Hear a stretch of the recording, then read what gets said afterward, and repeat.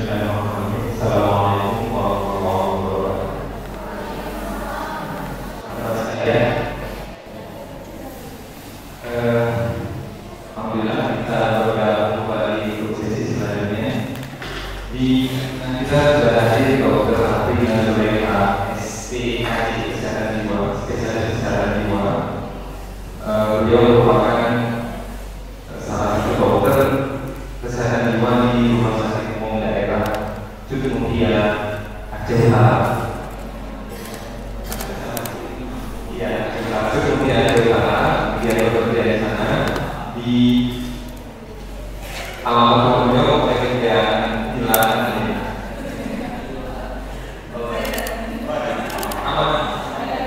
Baik. Ya, portfolio begitu. Dokter kesehatan jiwa ini kan berarti spesialis kesehatan jiwa, sekolah juga dengan itu beliau kedokteran Universitas Erlangga dan sebagainya. Baik, untuk sesi kali ini beliau akan membawakan mencerita abuse dalam rumah tangga, mencerita kekerasan dalam rumah tangga. Dokter, kita akan sampai jam 15.30.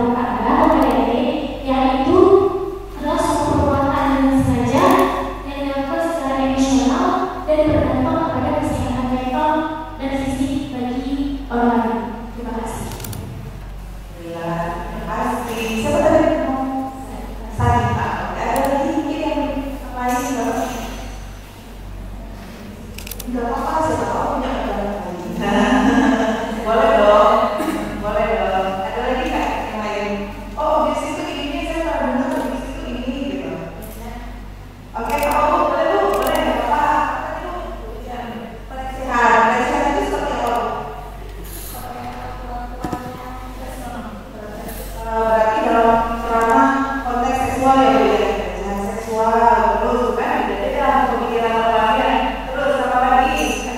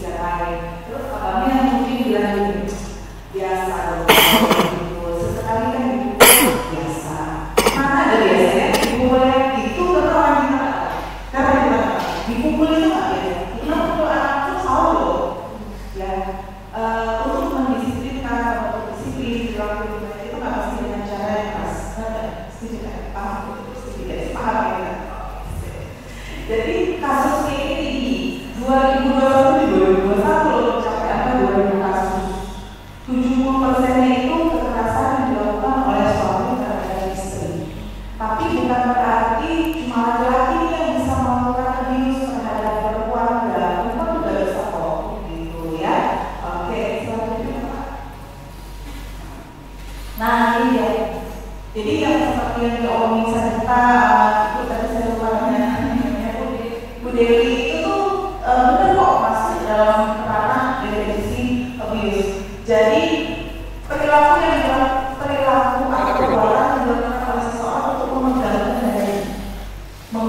kendali, nggak harus dengan cara makar ya. Ada emotional abuse itu dari kata-kata orang yang dimakar ya beda gitu ya. Jadi perilaku yang dilakukan dengan sengaja untuk memegang kendali terhadap seseorang atau pasangan, atau kalau konteks rumah tangga tidak hanya suami istri tapi ada anak yang disebut terhadap anak gitu ya. Sampai di sini ada yang mau ditanyakan? Saya boleh diinterupsiin. Ada yang mau ditanyakan? Belum? Oke, sebelum kita mau menggunakan cara pencegahannya, kita lihat dulu apa aja sih yang termasuk dalam abuse ini.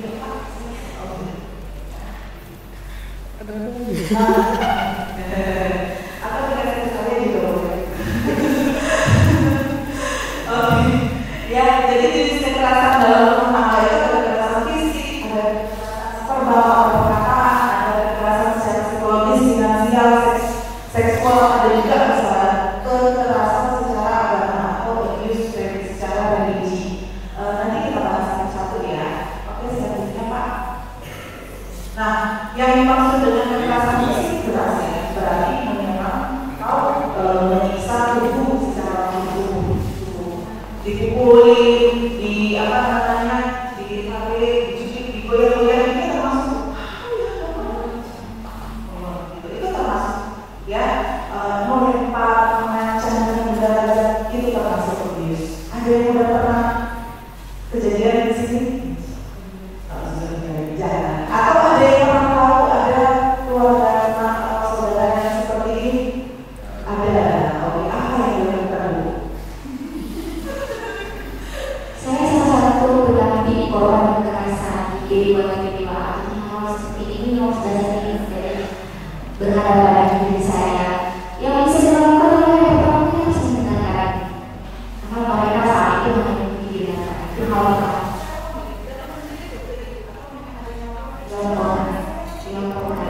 Dan itu juga penggunaan misalnya saya berpuasa di kawasan mana, maka saya berarti kawasan tugas anak saya pasti akan dibimbing saya karena bapak kita dulu baru nanti kita datang ke kedua nanti komnas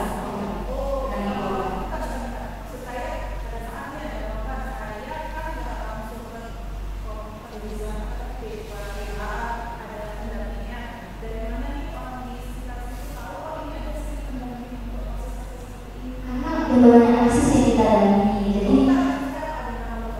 ada itu P2 itu yang pertama kali saya lakukan mendengarkan mereka bagaimana mereka menentukan cerita. Nah dari cerita mereka nanti kita akan mendengarkan juga cerita dari orang sendiri, mereka keluarga, terutama saksi-saksi lain teman-teman mereka. Nah kalau udah itu bukan segala sesuatu yang menjadi landasan namanya mengalami kekerasan, baru akan kita lanjutkan lagi.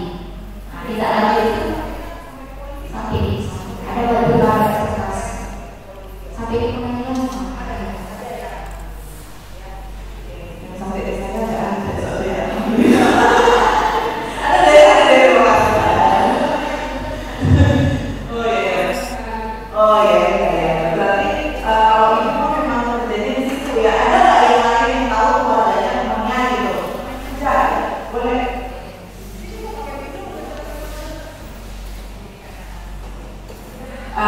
Yang tadi disampaikan teman tadi terkait dengan ada kasus kekerasan yang diselesaikan secara hukum dan secara formal dan informal. Tetapi ada kasus yang sampai di kepercayaan di pengadilan mahkamah syariah.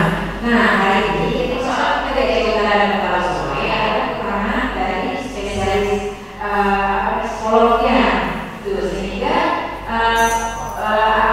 perempuan yang mengalami kekerasan itu tidak secara psikologis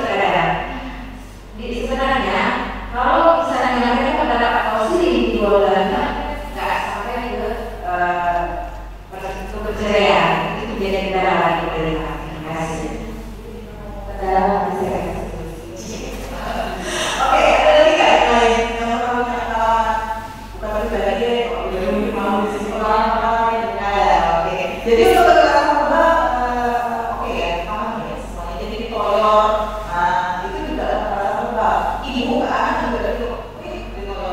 Kekerasan verbal gitu. Jangan salah, lo tahu, kalau juga nggak apa-apa. Dulu belum tahu, sekarang udah tahu. Ya. Oke, next. Kekerasan psikologis ya, menyalahkan, sengaja mengabaikan, melakukan rasa lebih rendah. Apa maksudnya apa sih? Gitu. Pakai jujukan gitu. Gendut, malas gitu. Nah, itu termasuk kekerasan psikologis. Jangan mau digituin. Ya, bapak-bapak juga jangan mau digituin sama istrinya. Ya, malas, tukang tidur gitu. Misalnya, oh betul, ya. Oke, mengatakan dulu Pak Aku mengatakan bahwa perilakunya itu gak pantas. Istri itu harusnya begini-begini, kamu tiduran dorong aja misalnya, contohnya kemudian kekerasan emosional atau ancaman bunuh diri. Nah itu secara psikologis kalau kamu tinggalin aku bunuh diri sama gitu ya. Oke, kemudian ada stalking, mengutip ya, HP-nya dibajak gitu ya, disadap gitu, terus itu semua handphone-nya oleh teman-teman gitu ya, semua dibeli gitu. Gangguan gitu ya. Tapi kalau ada di sini yang pacaran, masih pacaran aja kayak gitu, tolong dipertimbangkan. Daripada hidup orang susah bertahun-tahun ya. Oke, next. Nah, kekerasan seksual, segala bentuk pemerkosaan, aktivitas seksual yang tidak diinginkan atau dipaksakan, ancaman atau penghinaan seksual, membatasi akses terhadap kontrasepsi dan menolak memakai kondom. Nah, ini juga kalau kita ngomong misalnya ya dari sisi agama nanti akan ada kontra dari kontrasepsi. Makanya sebelum menikah atau yang sudah menikah masih sempat kemudian sebelum menikah hal-hal seperti ini itu dibicarakan ya. Jadi nanti mau punya anak berapa, oh aku nggak suka kalau pakai kontrasepsi, itu dibicarakan. Jangan sayang-sayangan aja ya. Sayang-sayangan itu paling bertahan 6 bulan setahun pernikahan yang indah ya, sisanya udah mikir biaya sekolah, biaya listrik, pokok segala macam gitu. Jadi hal-hal prinsip harus diomongin dari awal. Ini termasuk prinsip ya, yang kayak gini jangan gara-gara masalah nggak pakai kondom atau nggak apa gitu nanti jadi kekerasan yang lain, marah-marah saling menghina. Itu berapa tahun begitu benar-benar gitu. Padahal harusnya masalah ini sudah tidak ada di proses pernikahan. Oke, selanjutnya kekerasan finansial. Jadi sengaja nih dunia dijatah, kemudian ATM istrinya atau pasangannya diambil mungkin gitu. Sengaja dibuat butuh, selalu butuh dengan si yang dominan tadi. Selalu dibuat butuh dengan si yang dominan tadi.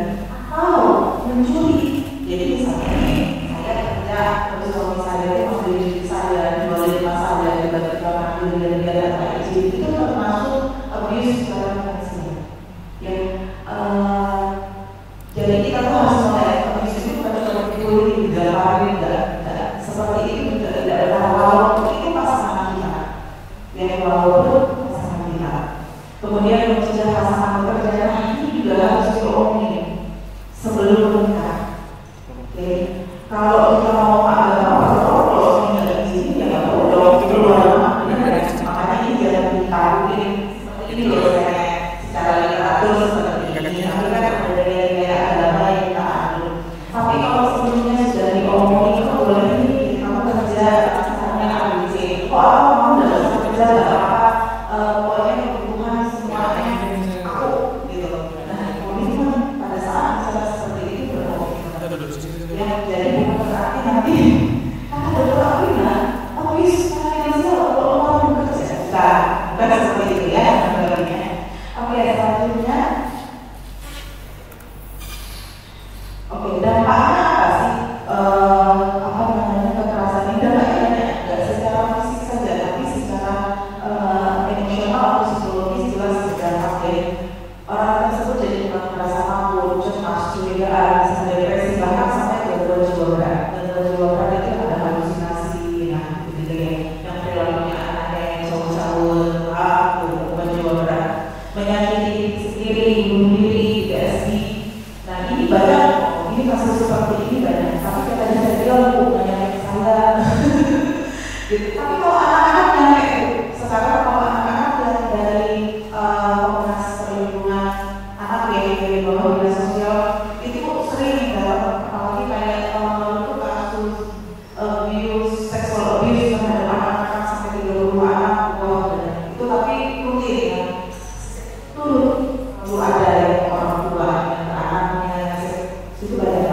kalau pasangan yang saya itu 2 kasus itu datang sendiri dari kalau menyakiti diri mungkin hubungan seksual gitu kan. Misalnya nih pasangannya kalau pakai beberapa pasangannya sudah belajar dari sekali gitu.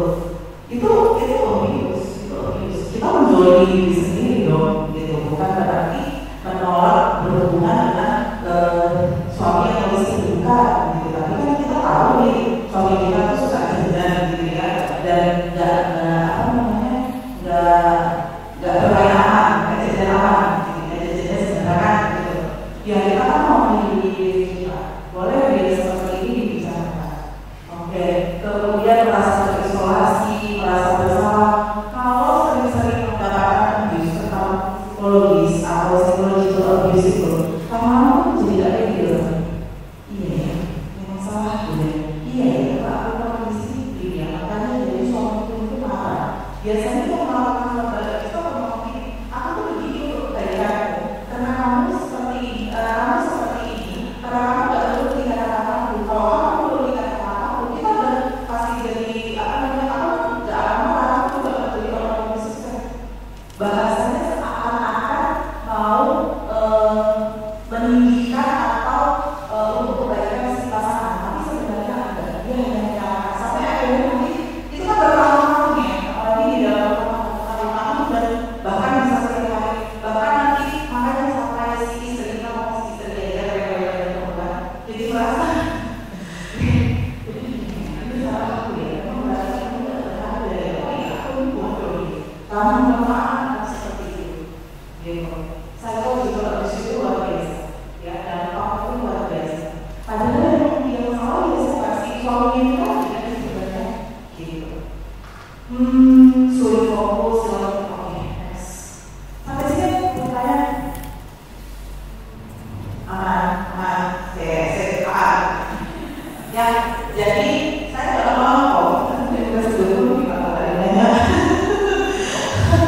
Oke, jadi stop abuse ya. Abuse itu sebenarnya tuh tadi saya tanya ke Pak Deza, kalau di sini nggak semuanya yang belum nikah, ada juga yang sudah menikah. Ya berarti abuse ini sebenarnya tidak hanya ke istri saja atau ke suami saja, tapi ke anak-anak juga, termasuk orang tua. Kalau orang tua di rumah, apalagi kalau orang tua sakit-sakitan fisik, demensia, atau demensia yang ikut. Nah, itu rentan terkena abuse. Jadi yang namanya abuse dalam rumah tangga itu ke semua itu. Jadi nanti kalau ada yang bertanya boleh kok di luar suami istri, ya. Oke, selanjutnya bagaimana cara kita mencegah abuse ini? Oke, Pak. Nah, yang pertama saling menghormati. Oke, kita harus saling menghormati pasangan kita. Jangan menganggap kita lebih tinggi pasangan kita, lebih rendah dari kita, lebih tinggi dari pasangan kita, lebih rendah enggak. Hubungan pernikahan itu hubungan bersama. Jadi nggak ada yang derajatnya maksudnya lebih tinggi dari yang lain. Tidak, semua bisa dikomunikasikan, saling menghormati. Kemudian kompromi, ya. Jadi kalau misalnya nih ibu pengen kerja, tapi suaminya nggak mau ibu kerja, jadi benar apa yang buat dia nggak pengen ibu di rumah aja, terus apa yang buat ibu pengen kerja nggak pengen di rumah terus gitu. Nah itu dikompromikan. Oh mungkin kayak aku tuh mau kerja supaya aku itu punya penghasilan sendiri. Kalau aku pengen apa aku tuh nggak mesti minta gitu ya misalnya. Alasanmu nggak bisa kerja apa ini kalau kamu kerja sama kamu kecapean, kalau kamu berusaha masak, ngepel, juga nyetrika, sekolahan mungkin gitu, nanti kecapean gitu bahasa suaminya. Oh kalau aku bisa menghindari itu semua gimana? Misalnya nyuci dan nyetrika kita pakai orang, misalnya. Kemudian anak-anak bisa diantar jemput pakai becak atau mobil jemput gitu. Nah aku tuh kerja pokoknya nggak bawa kerjaan ke rumah, pergi jam 9 pulang jam 5 misalnya, atau aku buka usaha sendiri yang memang dari rumah. Itu namanya kompromi, itu contohnya kompromi.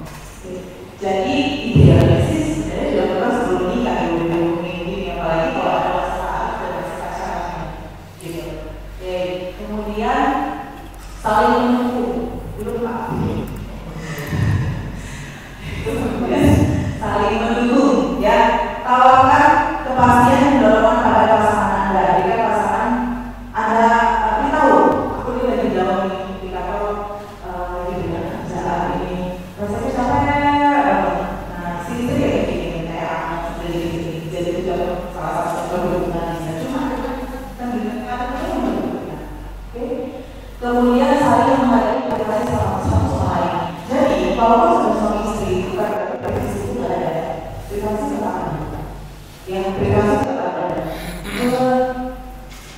Ada beberapa kasus yang akhirnya masalah handphone ini jadi masalah. Jadi si suami mengunci handphone, si istri pakai kunci, itu bisa dibicarakan sebelum menikah, gitu. Itu dibicarakan sebelum menikah. Kalau udah menikah jadi tidak ada masalah yang lagi, gitu. Kita udah tahu kalau suami kita punya handphone, atau kayak kita serah aja punya handphone, tapi pilihnya aplikasi dan gitu. Nah itu dibicarakan, tapi ada beberapa orang yang mengatur, banyak sih yang sekarang apalagi orang-orang yang bekerja dari beda pergi dan lain-lain itu handphone itu sangat privasi. Ya, jadi nggak boleh dilihat apa suaminya apa izin atau nggak boleh dilihat apa istrinya apa izin. Itu ada beberapa seperti itu. Nah, kita misalnya istrinya model kayak keluarga yang basicnya terbuka semua bisa ditarik dalam suami yang privasi dijaga banget gitu kan. Wah, jangan-jangan dia selingkuh. Pikirnya anak-anak padahal mungkin di situ ada chat tentang kerjaan harusnya rahasia nggak boleh tahu. Banyak yang bisa terjadi di situ. Hanya yang seperti ini dibicarakan, tapi bukan berarti Anda tidak punya privasi lagi. Nah, karena Anda yang ada privasi harus jadi privasi Anda, ini diri saya itu diberikan kepada pasangan Anda. Misal, saya harus olahraga ini pokoknya seminggu sekali ada yang waktu ditanya saya olahraga atau waktu saya spa di salon. Ya, itu boleh ya dibicarakan. Kemudian sebelumnya Pak, oke, ada yang ditanyakan nggak? Masalah duit juga gaji, ya itu dibicarakan ya, Bapak Ibu ini jangan ada dibicarakan untuk yang menikah juga atau untuk yang sudah menikah. Kalau belum, oke, next. Pendidikan yang baik. Pendidikan yang baik itu bukan berarti kita harus sekolah sampai S3 dan segala macam, bukan. Seandainya ada yang punya sekolah sampai S1 atau SMA, tapi zaman sekarang nggak ada hambatan untuk kita mencari ilmu. Benar nggak? Benar ya? Workshop terkait komunikasi banyak, workshop ya bisa YouTube, bagaimana cara berkomunikasi, bagaimana cara mengembangkan diri, itu ada. Jadi maksudnya, kalau kita sudah menikah, punya tambahan tanggung jawab, jangan itu dijadikan alasan untuk semua lagi belajar. Belajar itu terus, kita tetap harus mengupdate dulu kita. Oke, jadi jangan sampai kita bodoh-bodoh gini, gitu. Karena pasangannya apa? Gini ngerti kok ini, gitu ya, gini aja, gitu. Tapi gitu, benar kan? Gitu, sini, bikin ATM, gitu. Kasih ke aku. ATM nanti biar misalnya, atau bikin itu di HP ku aja, gitu. Biar aku bikin kan, kamu nggak ngerti, gitu. Datang kita ini dia pilih untuk kebutuhan rumah, dia pilih untuk kawin lain. Oke, kemudian toleransi dan proses saling produktif itu tadi ya. Jadi kalau di rumah juga ada jangan bosan untuk mengupdate diri, ya ikut kegiatan apa, bergabung di komunitas. Kalau masuk di sini produktif itu nggak mesti menghasilkan duit loh ya, nggak mesti. Tapi produktif, oh mungkin aku tuh kemarin pernah sempat nih dengerin apa namanya ngaji buat jadwal itu produktif loh, gitu. Oh aku tuh punya hobi apa namanya merajut, gitu ya. Pengen dari dulu mengembangkan ini, ayo rajut di dalam lowongnya, gitu. Oke, kemudian kalau ternyata ada permasalahan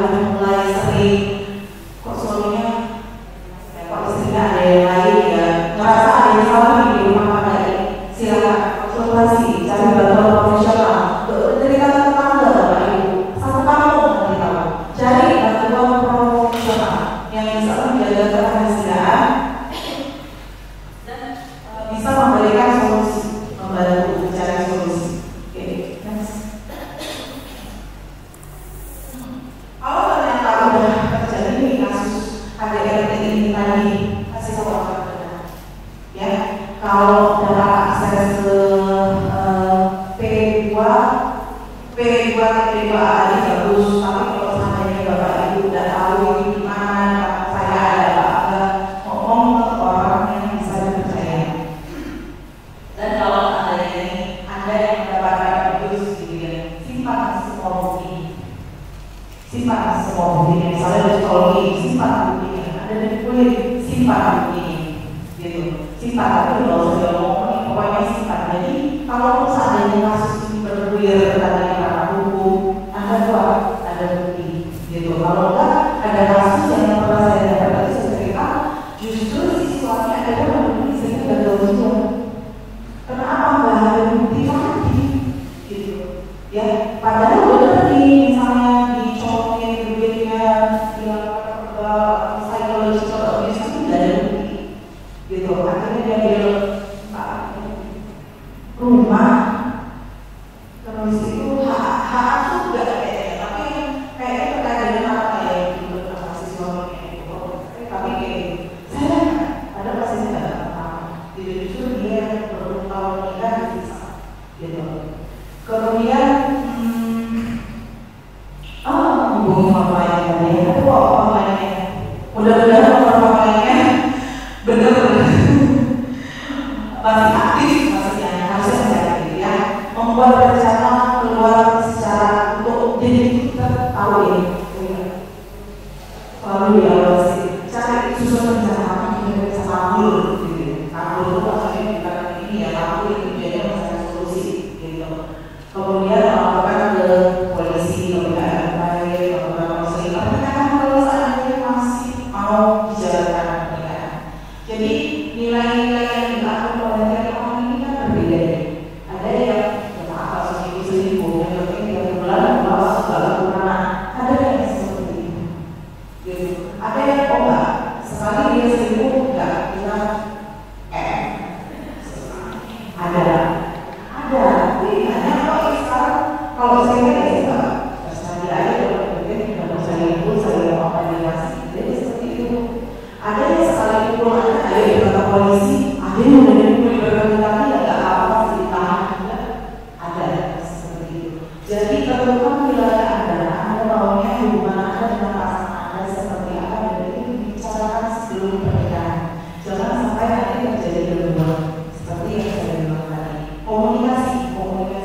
Biasakan berkomunikasi yang baik, yang asertif. Kalau nggak tahu, kalau nggak mau, nggak mau, tapi bukan kayak mau, bukan seperti itu. Aku nggak mau sekarang karena aku habis kita besok aja ya jalan-jalannya, gitu. Besok segini kamu mau nggak? Itu cara komunikasi secara baik. Ya. Jadi boleh menolak, dikasih alasan dan kasih solusi, gitu. Kalau ternyata nggak mau terima, jadi kompromi tadi, gitu. Saya rasa itu aja yang saya sampaikan. Jika ada yang ingin bertanya silakan ya, bebas ya Pak, duluan ini boleh ya Pak. Oke. Assalamualaikum warahmatullahi wabarakatuh.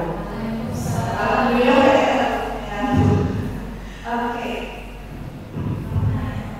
Bismillahirrahmanirrahim.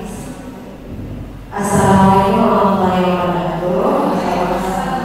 Nama saya Dewi, saya tinggal di Awi. Jadi gini dong, ini kan kekerasan ini kebiasaannya terjadi ketika yang pernah terjadi di dalam rumah tangga. Jadi sebelum kita masuk di proses pernikahan, ada yang namanya proses taruh atau bahasa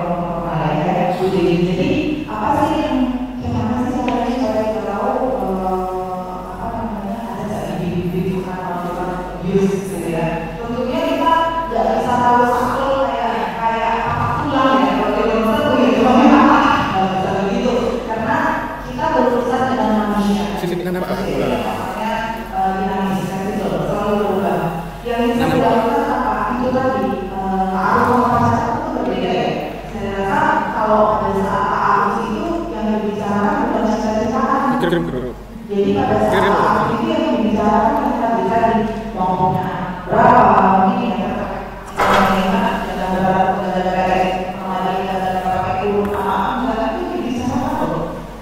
itu hal yang jadi orang dalam video.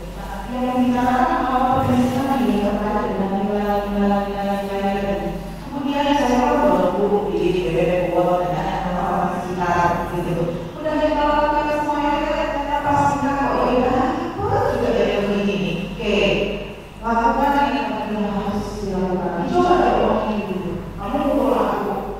Oke, sebelum menikah itu semua yang ngomongnya tentang masalah di masalah pekerjaan, masalah agama, bisa menjalankan yang bagaimana. Kalau bisa terus, kalau orang bangun terus ada mana gitu. Kalau pada saat ada yang itu dilakukan apa sih yang harus dilakukan? Pertama kita cari solusi, ngobrol bagaimana. Kalau masih terjadi yang kedua apa? Yang kedua saya kalau sekali dari mulu dari apa polisi kan berarti itu jadi perjanjian pernikahan itu dari kayak kalau begini saja yang seperti ini boleh terkadang kita ada gitu ya baik gitu ya akhirnya jadi kita tahu manusia nanti dia bergaul tapi dengan adanya itu sudah bisa membantu kita buat kita mencegah untuk melakukan hal-hal pendekatan hal-hal yang tidak diinginkan. Bukan berarti tidak percaya, bukan berarti tidak percaya. Tapi realistis saja, jangan salah juga. Oke, jadi itu dong ini ke pasangan. Oke, yang kedua. Yang kedua ini saya tanyakan gitu, apakah penyakit dia suka mengurus orang, suka orang ini bawaan diri sendiri atau karena masalah kita? Karena saya memang pernah menonton film tapi kisah nyata. Di situ ada pasangan suami istri. Sebelum ketika suami ingin berpisah dari anak, dia kalau belum istrinya nggak puas. Itu loh. Jadi apa kebiasaan ngobrol itu ngomong secara dari awal dulu ya sebelum kenalan ya semuanya. Apakah kebiasaan ngobrol dominasi atau menggunakan industri keturunan? Jawabannya biasanya tidak. Karena penyebabnya juga banyak satu biasanya apa dari kepribadian. Semua kita di sini punya kepribadian yang berbeda-beda. Mungkin kalau ibu pernah baca ibu biasanya suka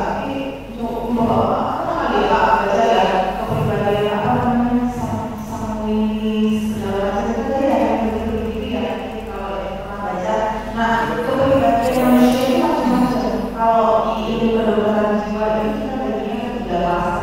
Fase apa yang aneh di kalian yang sama-sama yang Pak Badai ini yang seperti ini yang histrioni, narsisistik, antisosial, kemudian kepribadian awal yang benar-benar kita pernah karena ya mudah-mudahan masih kemana-mana. Oke, jadi kepribadian ini juga menentukan. Yang kedua ada penyakit yang mendasari biasanya kondisi gangguan mental, misalnya di bawah penggunaan dan narkoba, alkohol dan segala macam, atau ada schizofrenia, atau ada mungkin gangguan otak, mungkin pernah stroke atau kecelakaan, kemudian perdarahan otak dan segala macam yang akhirnya mempengaruhi area perilaku. Jadi faktor yang menyebabkan seorang itu banyak, keterangan ini banyak. Atau memang itulah yang dia tahu. Jadi dari kecil memang pilihannya seperti itu. Ada apa-apa, gitu. Dari kecil memang itu yang dia tahu. Pola perilaku. Anak-anak meniru. Gitu. Nah itu yang mereka tahu cara mendisiplinkan. Sebenarnya seperti itu. Nah yang tadi ibu bilang harus menyakiti ibu baru berhubungan seksual itu gangguan jiwa masuk dalam kelompok anak ini ya masokis dan ada masokis. Masokis dan ada masokis. Jadi itu normal. Jadi harus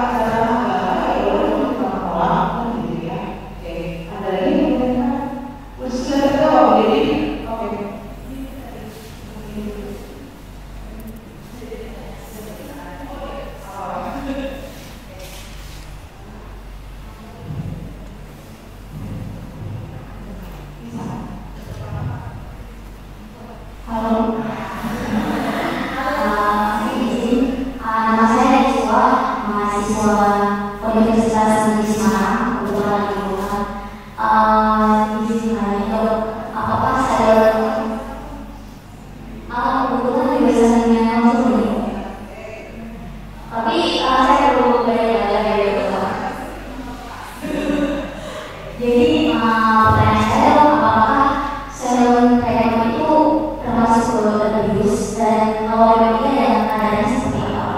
Ini dalam kondisi saya berteman, kalau dia tak saya berteman bakal bahaya lagi. Misal dia mungkin bisa berisi ke arah fisik atau saya berteman itu maksudnya pertama dari siapa saja?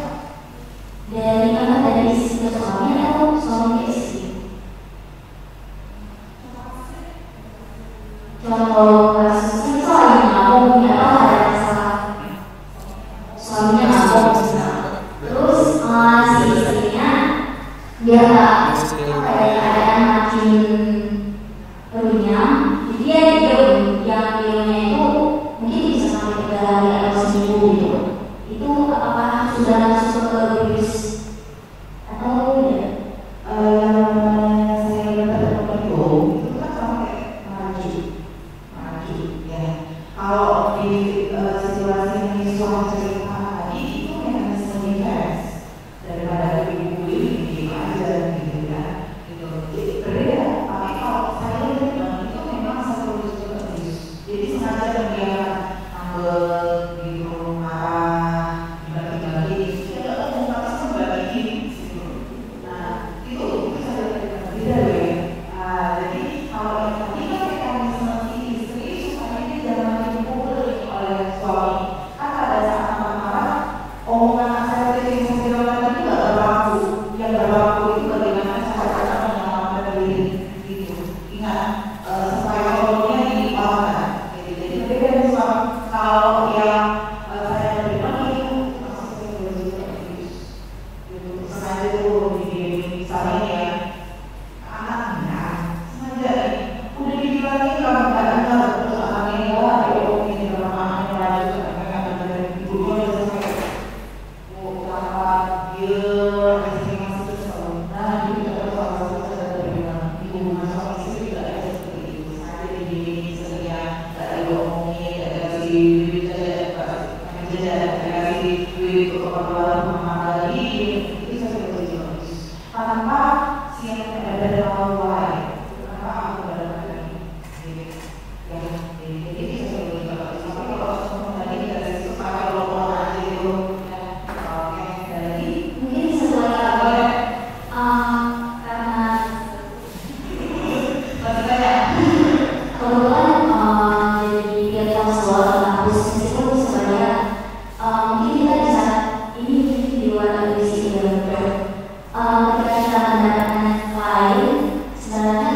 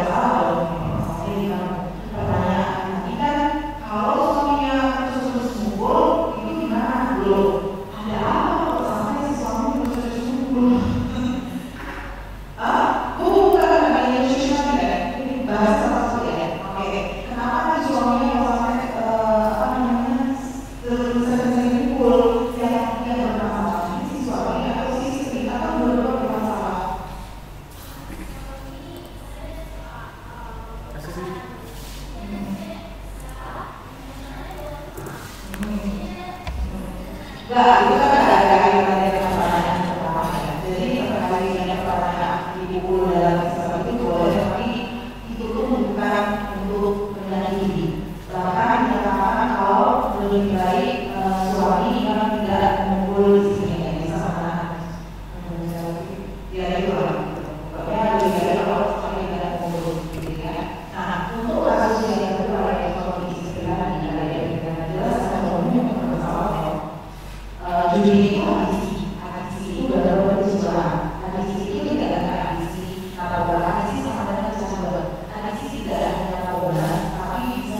balas Ini orang Umi balas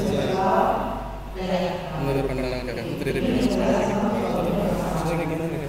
untuk menjadikan seseorang itu adalah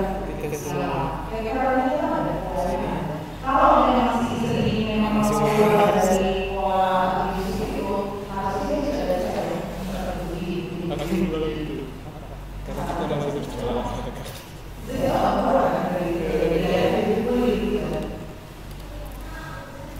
karena udah capek kan mendengar aja buku ini udah capek.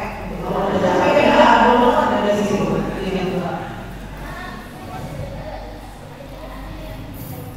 Nah itu dia. Kasih sini, suaranya jangan masuk. Nggak masuk dari rekaman. Suara peserta. Jadi apa sih yang bisa kita lakukan? Ya ada dari Komnas HAM juga ada bisa mendampingi mereka, mendampingi cari informasi ya, jadi kayak gitu. Jadi kalau ada begini,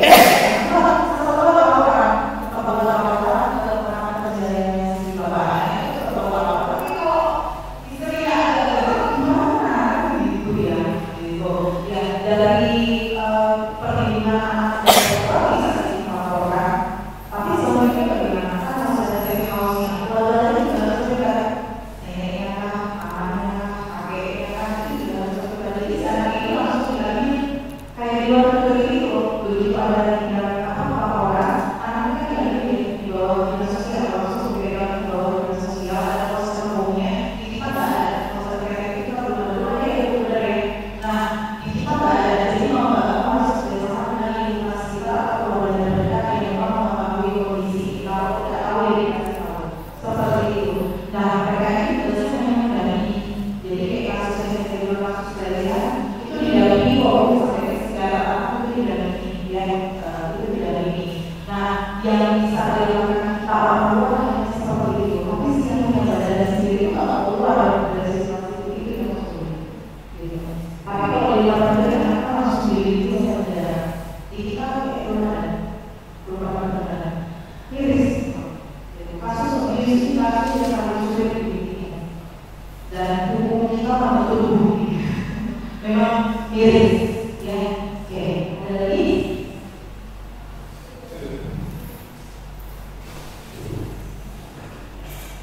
Bismillahirrahmanirrahim. Assalamualaikum warahmatullahi wabarakatuh. Perkenalkan nama saya Nila Rosina. Mungkin ya seperti kita tahu ya Pak. Seandainya ada seorang yang mungkin biasa menjadi korban abuse.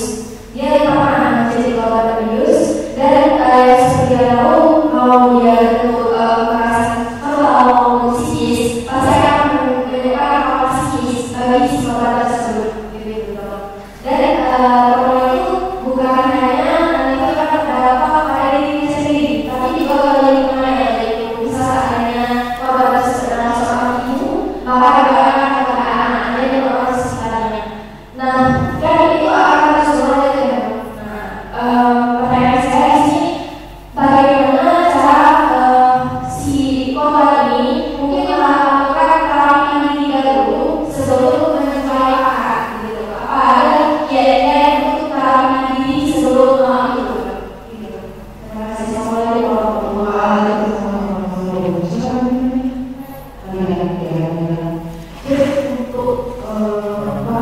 Jadi untuk fisikal atau fisik badan ya itu memang biasanya si korban ini memang sulit untuk lepas dari si tokoh dominan. Biasanya seperti ini karena sudah pernah mendapatkan sebelumnya secara psikologis seperti itu. Jadi waktu kecil juga mungkin melihat atau mengalami langsung nggak suka tapi nggak bisa lepas.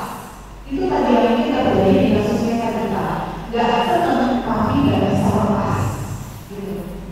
Nah yang harus dilakukan apa? Sebenarnya mau nggak sih lepas dari ini gitu. Itu dulu, itu sesuatu yang nggak bisa dipaksakan ya.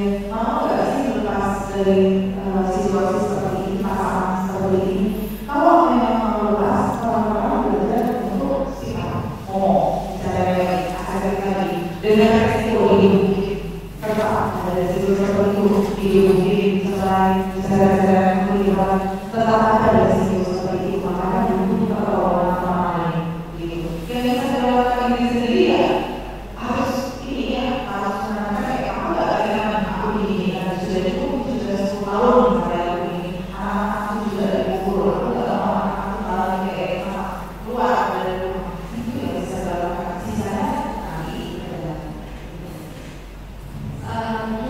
mungkin maksudnya ini dia tergabung secara emosional dia sekarang tuh nggak lagi merayakan puisi itu kekerasan itu nggak lagi tapi emosionalnya itu masih tergabung sampai saat ini misalnya itu sudah iya ada orang sebelumnya jadi orangnya itu mungkin dia sering makanan gitu jadi emosionalnya itu stabil gitu terus mungkin dengan dia karena ada trauma masa lalu jadi bisa jadi nggak bisa lihat anaknya nangis gitu jadi gimana gitu orang itu jadi maksudnya penyimpanan jelas ibu itu kan berarti sudah menjadi penyakit dia itu sudah mengalami menderita sama sudah ada usia depresi dan semua gitu ya jadi berisi sedikit tidak tahan apa namanya kayak nggak tahan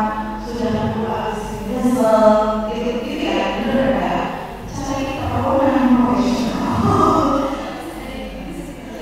nanti dikasih obat-obatan dan terapi perilaku jadi pada saat kita dalam mengalami gangguan atau depresi kita mau depresi apa bagian kita tadi fungsinya untuk mengatur pemeriksaan perilaku kita semuanya kalau bagaimana ini apalagi kita bisa tahu gitu ini apa perlu tahap lagi gitu jadi tergantung tingkat keparahannya ada kok yang masih pakai obat-obatan tapi dilakukan psikoterapi gitu psikoterapi itu mungkin yang maksud sendiri akhirnya yang melakukan itu sendiri psikoterapi itu ada harus dilakukan bagaimana sih dimaksud saya apa sih yang mentrigger apa yang harus dilakukan gitu itu ada gitu jadi cari bantuan profesional putus masalah dari bahwa nanti siklus itu gitu ya tapi juga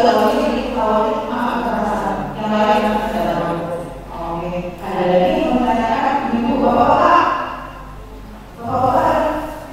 beres pak beres ya kalau bapak ibu juga boleh berkenal karena di sini juga ada lagi gitu ya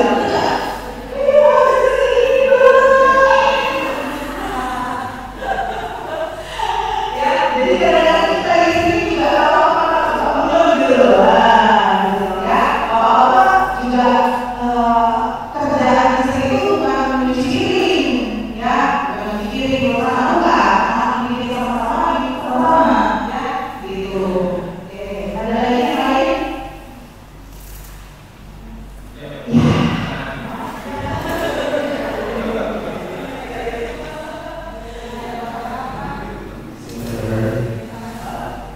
izin dong terkait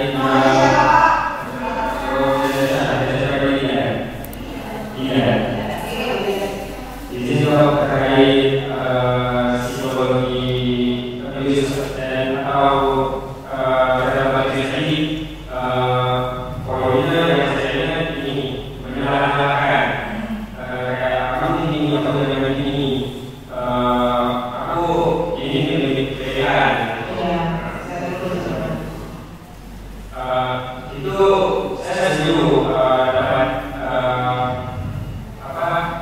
karena mental di pasangannya setuju tapi gimana cara tinggalnya gitu supaya nggak buat yang emang nggak boleh buat gitu misalnya contoh kayak bapak pasangannya gitu kamu nggak boleh ini itu apa ya kayak saya itu orang punya nilai yang berbeda dia punya nilai yang berbeda ya maksudnya kayak bapak sama anaknya keluar malam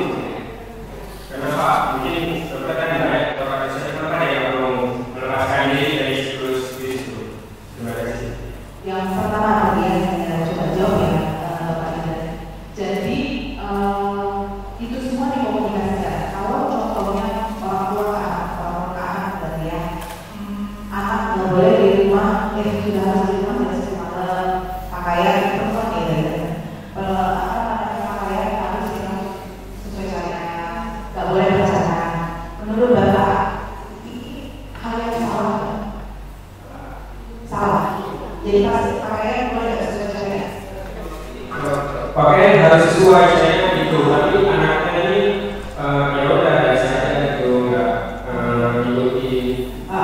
Ya, oke. Ini tadi pertanyaan si orang tua salah menerapkan ini ke anaknya. Enggak. Sekarang bagaimana cara dia menerapkan ini ke anaknya? Itu yang jadi permasalahan. Oke.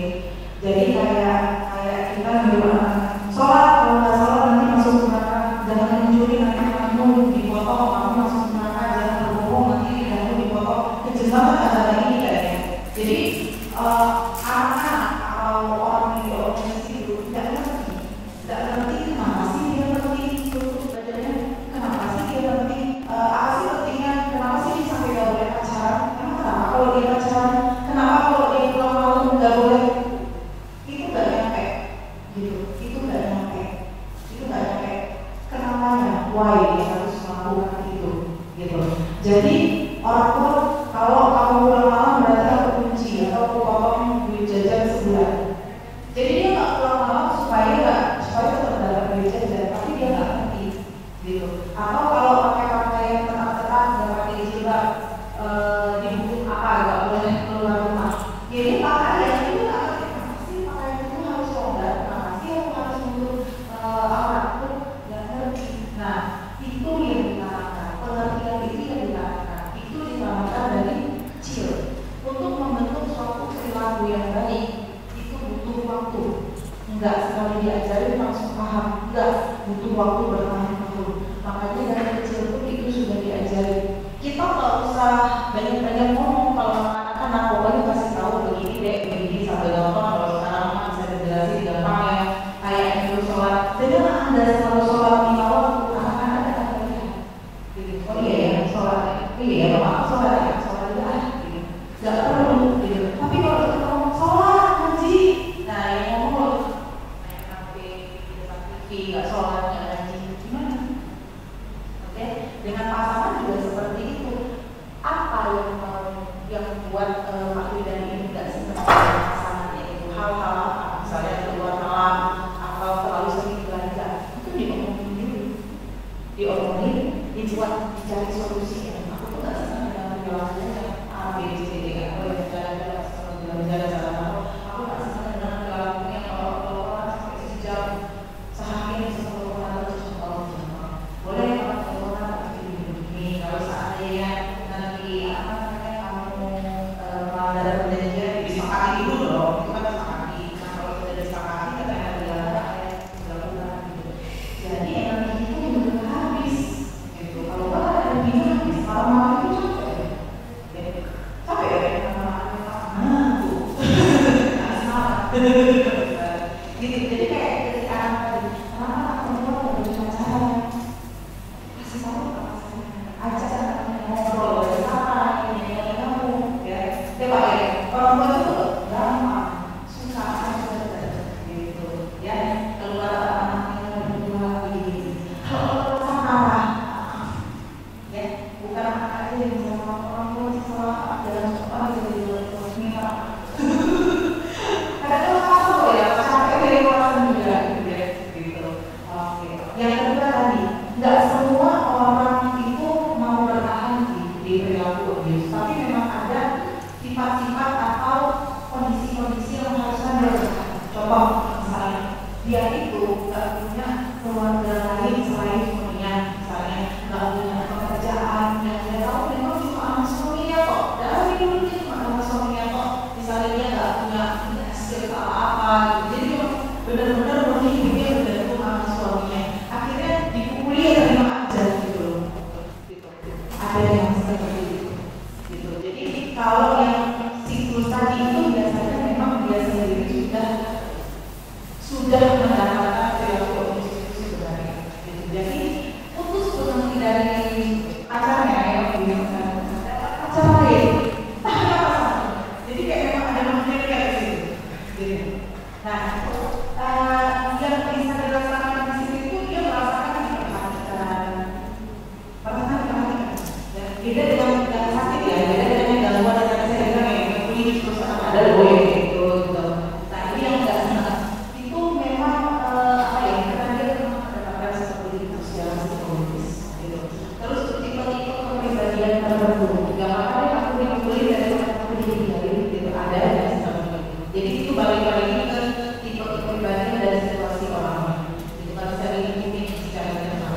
Oke, semoga terjawab ya Pak. Terima kasih Dok. Oke, lagi ya. Jadi, assalamualaikum warahmatullahi wabarakatuh. Udah lama ya Pak? Udah lama. Iya. Gak apa-apa lah ya aku. Marah itu emosi dari Allah. Nggak pernah marah dengan dia. Gak pernah marah boleh. Jadi dong sedikit cerita.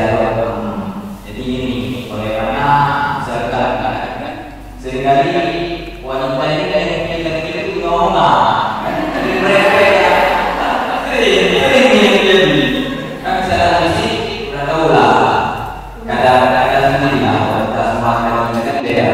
Jadi misalkan baru siap pulang kerja udah kena mereka tanya lewat.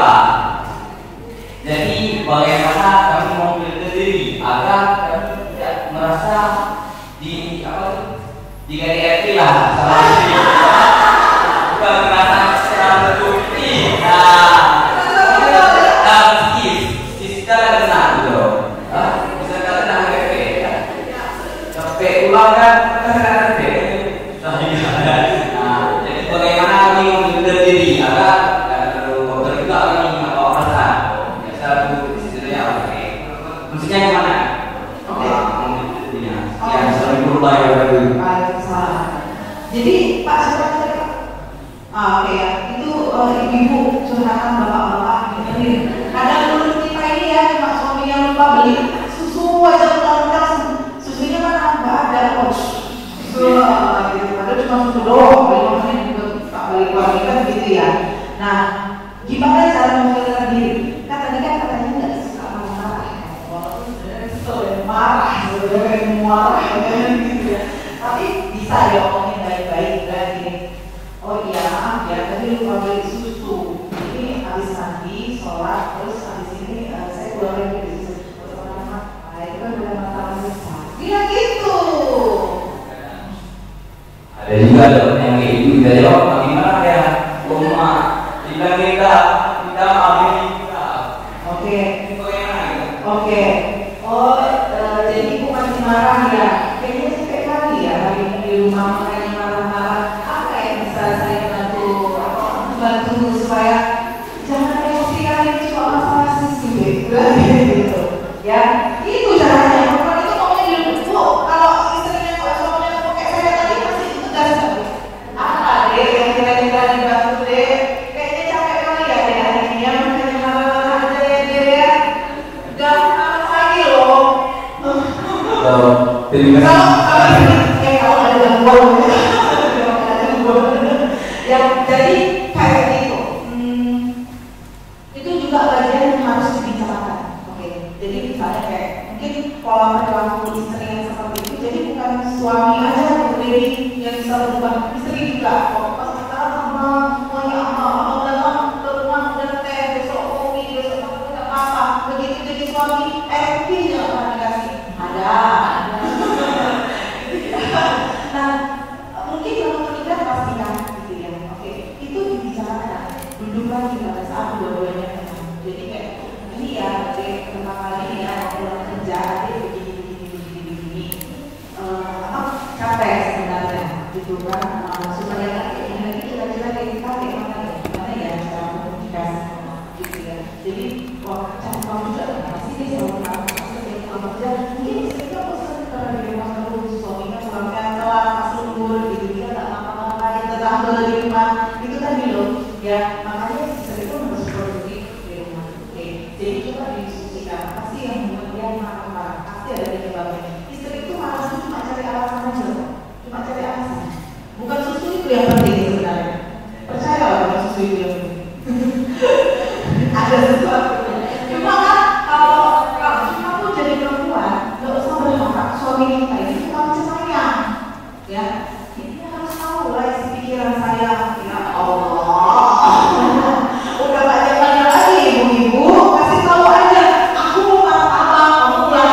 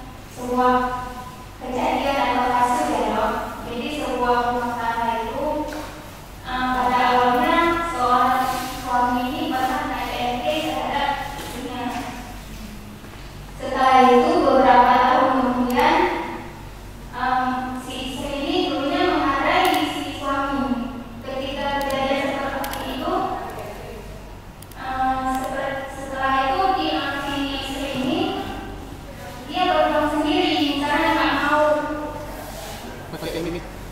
Jadi seorang suami istri, jadi peran KDRT si suami terhadap si istri. Setelah itu mungkin dia si istri ini merasa dia tidak dihargai oleh suaminya, sehingga dia dulunya sama-sama mencari rezeki, sehingga setelah itu dia dengan rasa karena dia enggak pertama kali berkeluarga itu sudah enggak harmonis dengan keluarga si suami ini gitu. Mungkin kata lain kalau kamu laki-laki duluan, sehingga setelah itu dia berjuang sendiri, enggak ada sampai sekarang masih bersuami istri, tapi lakinya sakit gitu loh. Sampai sekarang karena anak sudah besar, saya nggak ada anak yang berjuang untuk ibunya.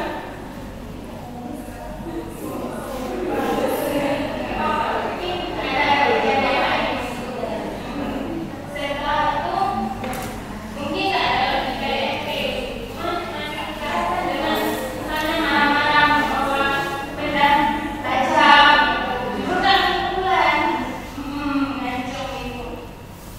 Jadi setelah kejadian seperti itu, anak-anak sudah besar dan paham membela ibunya. Satu orang pun tidak membela ayahnya lagi. Jadi setelah itu ayahnya ini sudah tidak ada kepercayaan dirinya, karena tidak dihargai oleh anak dan istrinya. Apakah si bapak ini ada gangguan jiwa ataupun setelah itu dia nggak ada oke lagi untuk keluarganya, misalnya ada rezeki ataupun apa, tidak ada yang membawa sedikit pun untuk anak.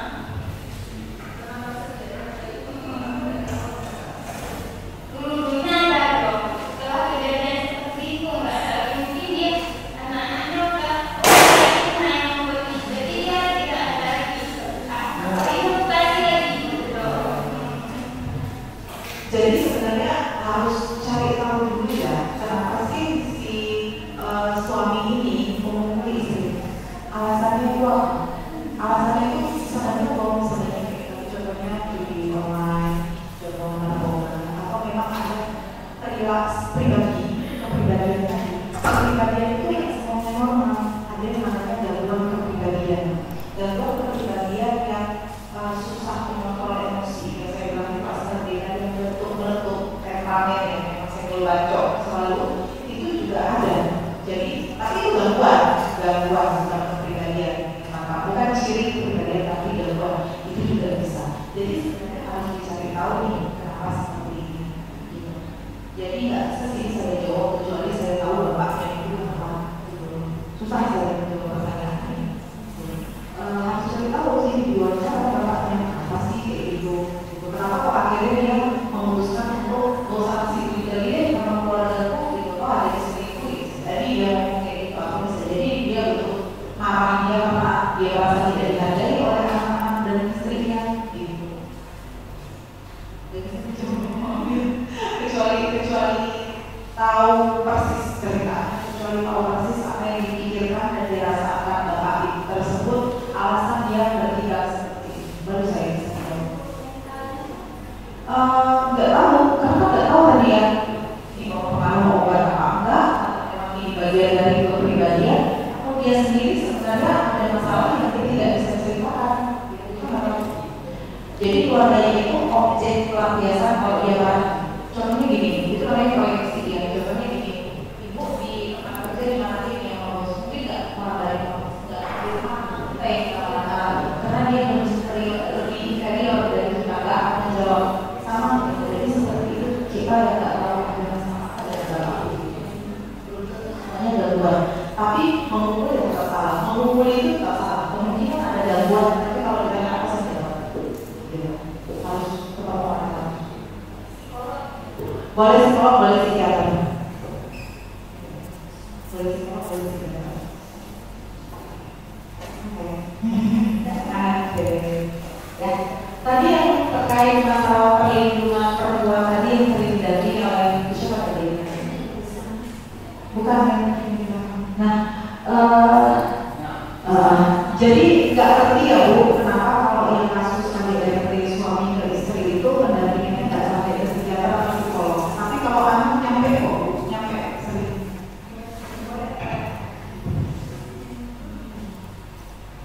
Saya pernah bekerja di P2A itu sekitar 5 tahun yang lalu ya. Pada akhirnya saya juga memutuskan diri dari rentetan kasus-kasus yang saya hadapi karena saya tidak sanggup. Karena kejiwaan saya juga pernah mengalami hal-hal yang mungkin walaupun tidak sama hampir serupa. Jadi iya seperti itu.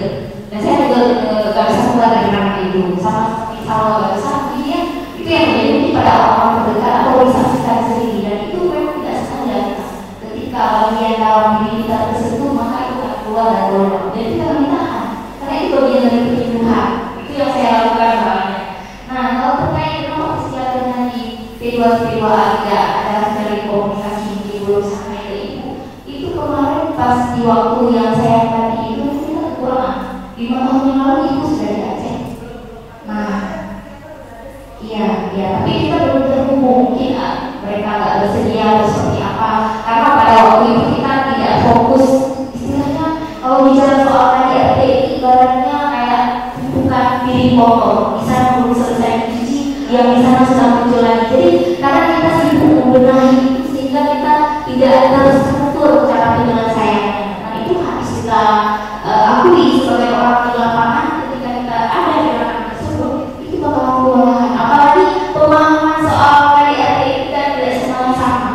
Kadang ada penyintas di situ yang bersedia dan sukarela bergabung dari kondisi-kondisi yang supaya perempuan lain tidak mengalami hal itu. Contohnya seperti saya misalnya. Dan terus ada juga yang kadang di situ karena orang terdekat yang terhianati. Dia ingin menjadi salah satu penyelamat. Dia ingin menjadi salah satu orang yang membawa agen perubahan itu sendiri. Jadi adik-adik, terkait apapun yang kita pelajari, bersuara saja. Kakak juga dulu gak kali kalau pengen lihat adik-adik di kita. Bisa lihat di video-video sebelumnya. Misalnya kalau ada kayak urusan teriak-teriak, memberikan pertanyaan, menangis ketika bertanya, itu proses dimana kita itu berhubungan itu cara kita menjadi orang yang lebih hebat di atasnya, kan? Jadi proses itu yang normal. Kita mau tangis, kita mau nangis, kita mau teriak-teriak, bertanya terbantah-bantah saja. Berarti kan tak ada alat kuasa ini. Maka dengan sendirinya itu akan terbiasa. Dan hal itu harus dilakukan karena generasi sekarang itu adalah generasi digitalisasi. Mereka berdiam diri dengan handphone. Padahal pengetahuan sudah luas. Tapi kan ada yang nggak pernah speak up, itu nggak yang sebenarnya sudah bertumbuh di diri dia. Maka kita di dalam forum ini berharap sekali saya, adik-adik mulai besok tidak orang-orang ini aja yang akan bertanya, orang-orang ini aja yang menanggapi. Tapi kita semua punya hak yang sama di sini.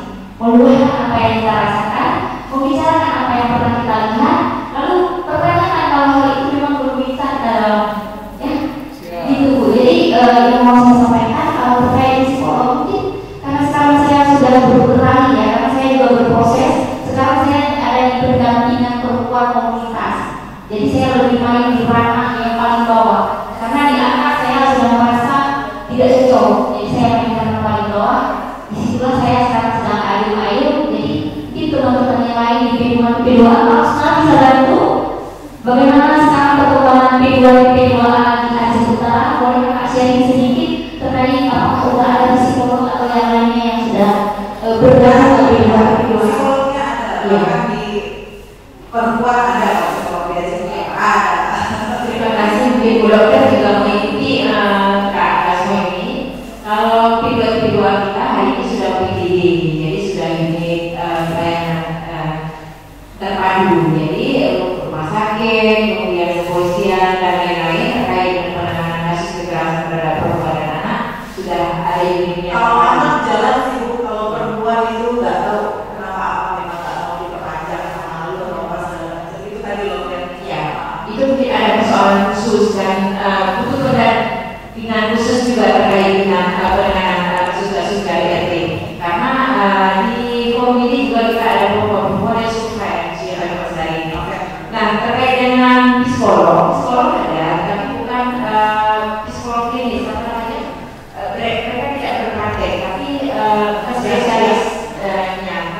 memang selesai dari sekolah psikologi. Bu, alhamdulillah kalau psikolog klinis mah sekarang ada di Unimal ada yang berpraktek, ada psikolog anak, ada di industri, ada psikiater aja. Alhamdulillah 5 orang Bu. Aja harus mau ini para saudara aja. Di Ciputia ada 2, saya sama Dr. Juniarti ada. Terima kasih untuk informasinya Bu. Ini terkait dengan bagaimana kerjasamanya yaitu Itu kan kita birokrasi di atas, bukan atas kita ya. Pokoknya at least Ibu udah tahu. ya. Kalau yang ada, ini kita nanti akan bersama-sama ya dorong pemerintah daerah membangun kerjasama. Ya, kalau yang anak jalan kok, jadi biasanya screening awal kita karena psikiater anak ada, jadi refernya ke Banda Aceh ke Rio satu-satunya. Jadi kesana biasanya lebih lanjutnya. Kalau perempuan ya tadi saya juga belum pernah datang yang bilang itu yang belum pernah, tapi mandiri ada datang poli, depresi, trauma. Dokter, kalau misalnya ke hari ini misalnya mereka posting psikologi kejiwaannya itu bisa di BPJS lain atau memang dibuka ruang khusus untuk Kalau yang didampingi oleh dari Dinas Perlindungan Anak dan Perempuan itu biayanya dari mereka ya, bukan dari hasilnya. Tapi kalau karena di Ciputia kan kita screening awalnya Bu ya, jadi ada gangguan atau tidak gitu. Nah, pada saat ada gangguan kan kita refer ke psikiater anak. Nah itu saya kurang tahu mereka pengobatannya pakai BPJS, biasanya sih semuanya pakai BPJS ya, atau memang dari Dinas Perlindungan Anak Perempuan itu saya kurang tahu. Tapi kalau yang ke Ciputia itu memang dana dari dinas. maksudnya begini dokter, karena hari ini mungkin terkait dengan tenaga psikologi pemeriksaan screening awalnya pemulihan lanjutan. Kalau pemeriksaan lanjutan itu baiknya dibicarakan tingkat birokrasi atasan ya Bu ya. Kalau kita memang kerjasamanya sendiri kerjasamanya Bu. Nah kalau psikolog ada di Ciputia, jadi Ibu harus ke biro psikologi yang di Unima. Ciputia tidak ada psikolog klinis, tapi mereka punya 2 atau 3 psikolog klinis, jadi tidak satu. Baik, terima kasih dokter. Nanti kita coba kerjasama teknis ya. Kasihan soalnya banyak kayak coba ya. Biasa dibukul, ada biasa dibukul ya. Ya Bu. Ada lagi? Oh iya boleh. Terkait ke anak boleh. Saya kebetulan mempunyai 2 orang anak. Pernah marah punya orang, tapi ketika marah itu terkadang kurang bisa mengontrol emosi. Nah, ketika sudah meluapkan amarah, sudah meluapkan emosi, 5 menit kemudian kesal. Kenapa ya tadi marah-marah kecil atau apa? Nah, kemudian 2 atau 3 hari berulang lagi, nyesal lagi. Apakah ini masuk bagian dari gangguan jiwa atau gangguan mental? Terima kasih Dok. Bisa iya, bisa tidak, belum tentu. Bisa iya, bisa tidak, belum tentu. Kalau iya, berarti kan ya kita nggak usah bahas lagi, mungkin ada depresi, psikologi dan segala macam.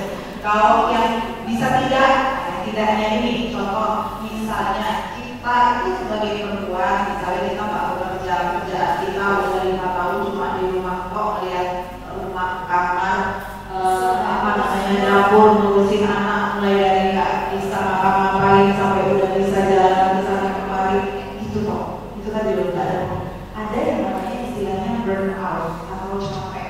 Itu gejalanya kayak depresi, tapi bukan depresi, itu bukan gangguan, tapi beresiko mengalami gangguan gitu. Jadi pada saat ini sudah menyadari, ih kok sebulan ini aku ngereok terus gitu ya, nah itu kan sadar ya, kenapa ya sebulan ini ngereok terus, duduk tenang, udah tenang, pikir terus loh sambil nulis apa sih yang buat aku sebulan ini marah terus nih sama anak. Nggak sadar kita kayak gitu kan ya, berarti aku berarti kan ada siklusnya pastinya. Oh mungkin karena orang lain bisa dilihat nih dalam tiap bulan ada nih, kalau udah di tanggal segini udah ada orang lain. Oh yang waktu ini karena beban kerjanya berlebih nih, di ini lagi ada masalah begini.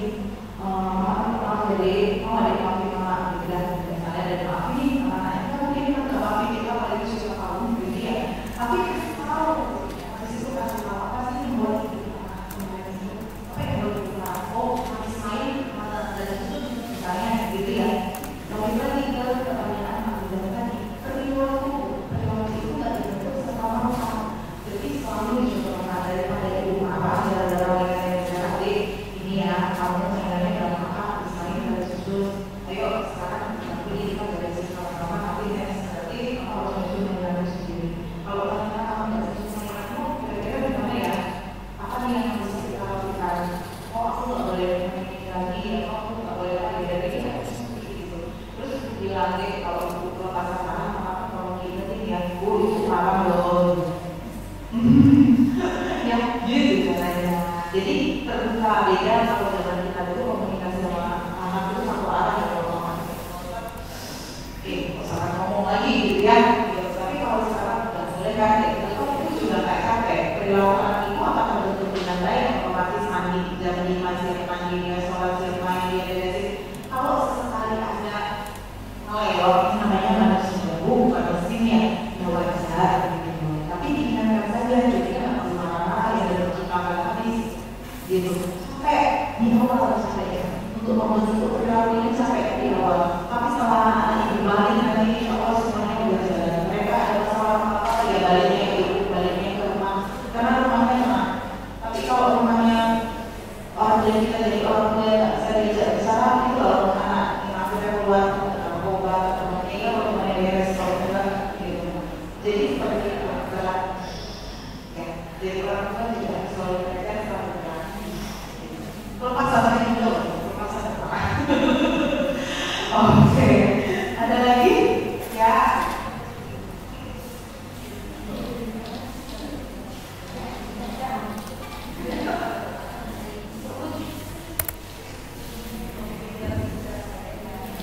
Baik, terima kasih atas kesempatannya. Assalamualaikum warahmatullahi wabarakatuh. Perkenalkan nama saya Sri Mayu Zandani, saya sebagai Sri Mayu Zandani, biasa dipanggil Liza. Yang ingin saya tanyakan, tadi kan dokter sudah membahas tentang kekerasan, di mana kekerasan itu ada kekerasan verbal dan juga non-verbal. Nah, dokter tadi juga menyebutkan cara pencegahannya, seperti salah satunya kompromi atau saling komunikasi. Nah, kalau yang dokter sebutkan tadi adalah mencegah, berarti belum ada tindakan. Berarti sebelum kita lakukan harus ada pencegahan. Nah, yang ingin saya tanyakan itu, jika kondisinya kita ini sudah terjadi dan mengalaminya, nah bagaimana kekerasan tersebut? Nah, bagaimana kita keluar dari situasi tersebut? Di mana seorang perempuan kan mempunyai sifat seperti seni, ketika udah pecah walaupun diperbaiki dia akan tetap retak, dia akan tutup lagi. Sekian, terima kasih. Gimana caranya pada saat kita ada rumah tangga, cara kita dapat ADR itu tadi dikumpulkan bukti, diajak ngomong, cari bantuan profesional, ngomong sama keluarga, diskusi dulu kenapa sih kok sampai kamu mukul aku gitu. Mungkin pasal memukul ini waktu pas pacaran atau pada saat aku tidak keluar gitu ya, ternyata keluar kok tadi kamu mukul aku gitu, apa yang buat kamu mukul aku aja ngomong dulu gitu. Apa saat itu memang betul-betul sebenarnya orang yang baik, cuma saat itu kelemahan apa ya buat mungkin udah kealan juga gitu, dan tadi ya maksud saya gitu, atau memang itu tadi ya gitu, jangan kan tadi kalau masalah sekali rusak langsung pecah nggak bisa, saya rasa nggak kayak gini juga ya, karena kita manusia ya, kita awal luar biasa, nggak seperti itu juga. Tapi ketika pembahasan yang berkaitan dalam hidup kita ini kan menjadikan kita berkembang. Kalau kita berhasil melewati ini dengan baik, justru menjadikan kita manusia yang baik. Kaca yang hijau, jadi jangan khawatir, nggak ada yang seperti itu, nggak ada. Karena kita manusia, kita itu fleksibel kok, bukan mesin kita ya.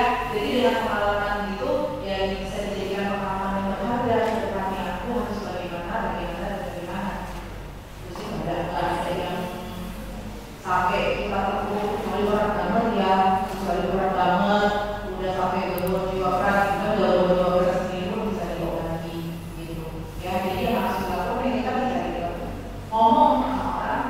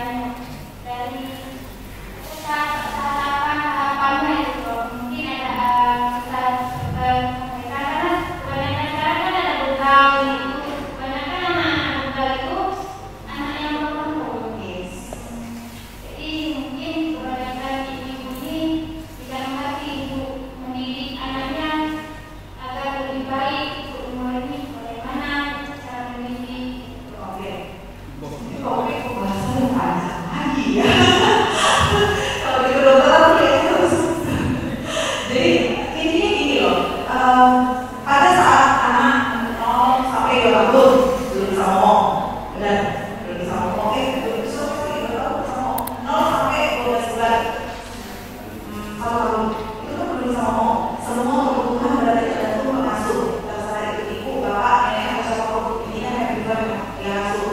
Pada saat itu anak masih egosentris, semua kebutuhannya harus dipenuhi oleh pengasuh, bergantung pada lingkungan, oke? Penuhi kebutuhan itu, tapi bukan berarti setiap anaknya langsung dikasih susu anak, langsung dikasih susu, bukan, dilihat dulu, belum tentu anaknya karena haus atau lapar, bisa jadi kepanasan atau yang lain, gitu. Nah, jangan juga udah kejar-kejar manusia seluruh aja kasih nanggur kalau sama pecah, misalnya, enggak seperti itu, oke? Jadi disesuaikan. Umur selanjutnya, fase selanjutnya, anak di situ sudah mulai bisa bicara, sudah 1, 2 kata, 10 kata ya, kalau sekian 2 tahun. Di situ ibu sudah bisa dan harus mengajarkan PK training, Bu. PK training. Jadi jangan karena mamanya, bapaknya nggak repot, anaknya sampai SD masih pakai bebas, enggak, itu yang salah orang tua yang males, nggak mau ngurus anak gitu. Ya, jadi usia segitu ini kita ngomong kalau anak tidak berkebutuhan. Oke, jadi diajarkan apa yang kalian training. Oke, tahapan selanjutnya itu usia 3 sampai 5 tahun. Nah, di situ masuk kepada fase genital. Jadi di situ kalau ada bapak ibu punya anak laki-laki suka pegang alat kelaminnya, it's okay, itu normal. Tapi terkadang malah melihat dia sampai pegangan gitu. Tapi bukan, dia itu bukan mencari kenikmatan seksual seperti orang dewasa, bukan, tapi hanya merasa nyaman saja. Oke, di situ anak kosakatanya lebih banyak, ingin tahuannya lebih banyak ngomong ya, orang punya anak umur 3 tahun, 5 tahun masih tahu di mana ceweknya semua ditanya. Benar ya, orang tua nggak boleh capek. Apa sih kamu juga yang tanya, loh masa kayak gini bebek? Itu lo nggak ada dulu, bukan seperti itu. Itu di saat anak lagi mengeksplor. Jadi, oh itu burung ya dia. Ini mulutnya yang mana? Coba jelasin sama ibu gimana gambarnya seperti itu. Kalau mau meluruskan, anak di situ udah mau tahu, sudah mulai bermain peran. Di situ nanti si ibu mau bantu masak, ambil pel-pelan, mau bersihin rumah. Di apa ya? Diayomi, bukan dimarahin. Kita kan kadang jadi pergi jadi lama gitu ya. Nah itu nggak boleh. Tahap selanjutnya itu sudah masuk ke SD. Di situ dia sudah mulai bergaul dengan teman-temannya, sudah mulai menambah pengetahuan. Itu tidak ada masalah, kita tinggal mengawasi. Di tahap selanjutnya itu SMP itu di situ pencarian identitas. Di sini kalau fondasi awal dari 0 sampai 14 tahun tadi yang saya bilang fondasinya nggak benar bentuknya, di sinilah yang anak cari solusi duluan. Karena di sini fase dia mencari identitas. Kalau dia nggak percaya dengan orang di rumahnya, dia akan cari orang lain. Jadi ya kalau orang lain itu benar, kalau enggak bagaimana? Oke, udah itu sih. Cakep jadi. Oke, jadi intinya itu kayak anak umur 0 sampai 12 tahun itu semua dimasukin umur tuh. Itu semua anak-anak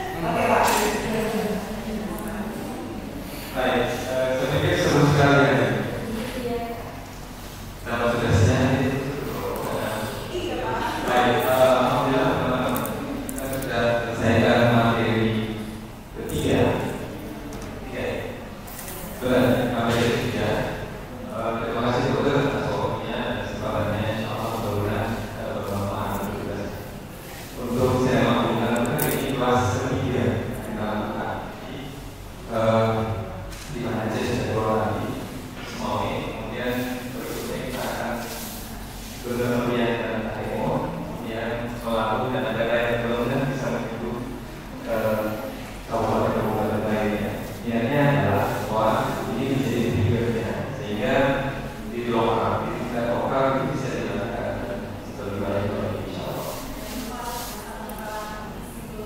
Ya, mudah-mudahan itu menjadi pertimbangan lanjutan untuk menggali lebih banyak. Baik, kita akan istirahat menjelang sholat asar sebentar lagi sambil nanti panitia sediakan snack dan sesi ini kami tutup. Wassalamualaikum warahmatullahi wabarakatuh.